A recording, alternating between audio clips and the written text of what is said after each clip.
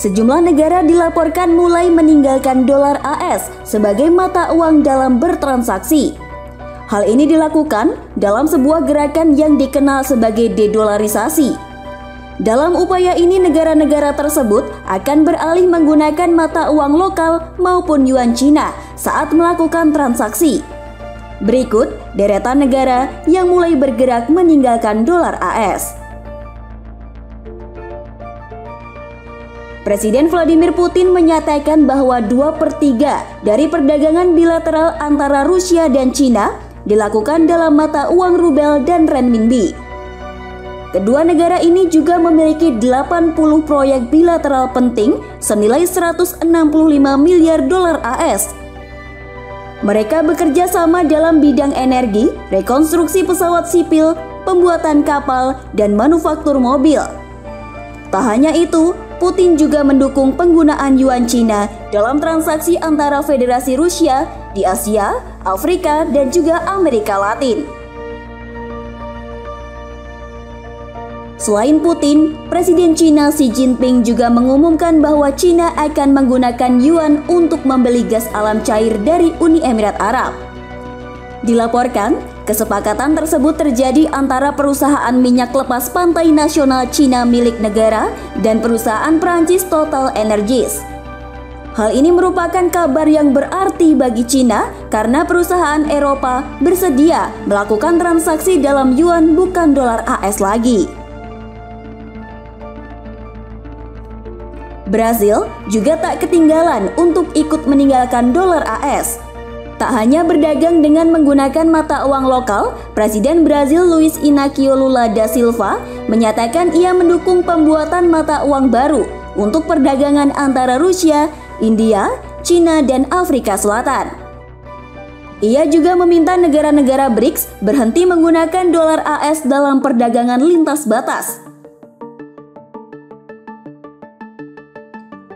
Selain Brasil, Argentina juga ikut meninggalkan dolar AS. Diketahui sejak April lalu Argentina telah berdagang dengan Cina dengan menggunakan mata uang yuan. Menteri Ekonomi Argentina, Sergio Massa, menyatakan negara tersebut membayar impor Cina dalam yuan untuk menjaga cadangan dana internasionalnya. Argentina sendiri tengah berjuang melawan krisis cadangan dolar AS di tengah penurunan tajam ekspor pertanian akibat kekeringan bersejarah serta ketidakpastian politik menjelang pemilu di negaranya. Sedangkan dari Asia, para menteri keuangan dan gubernur bank sentral ASEAN telah berkumpul untuk membahas hal ini pada 28 hingga 31 Maret 2023 lalu. Menurut sumber yang beredar, mereka mendiskusikan cara mengurangi ketergantungan pada dolar AS, euro, yen, dan pound sterling dalam transaksi keuangan dan beralih menggunakan mata uang lokal. ASEAN juga mengembangkan sistem pembayaran digital lintas batas yang memungkinkan penggunaan mata uang lokal dalam perdagangan regional. Dari Asia Selatan, India juga dilaporkan meluncurkan kebijakan perdagangan luar negeri yang memungkinkan penggunaan rupiah dalam perdagangan dengan negara-negara yang menghadapi kekurangan dolar AS. Kebijakan ini telah diterapkan bersamaan dengan Rusia, Mauritius, Iran, dan Sri Lanka. India juga merupakan salah satu negara yang mendukung dedolarisasi guna mengurangi ketergantungan dolar dan menghindari resiko terkena masalah keuangan global jika disanksi oleh AS. Selain itu, India kini juga tengah mengembangkan bisnis dengan Rusia dan Cina. Tak hanya negara-negara di Asia Selatan saja yang mulai meninggalkan dolar AS. Negara-negara di Asia Barat seperti Iran dan Arab Saudi juga telah meninggalkan dolar AS. Usai terkena sanksi AS, Iran memilih untuk meninggalkan dolar saat berdagang dengan Rusia dan Cina.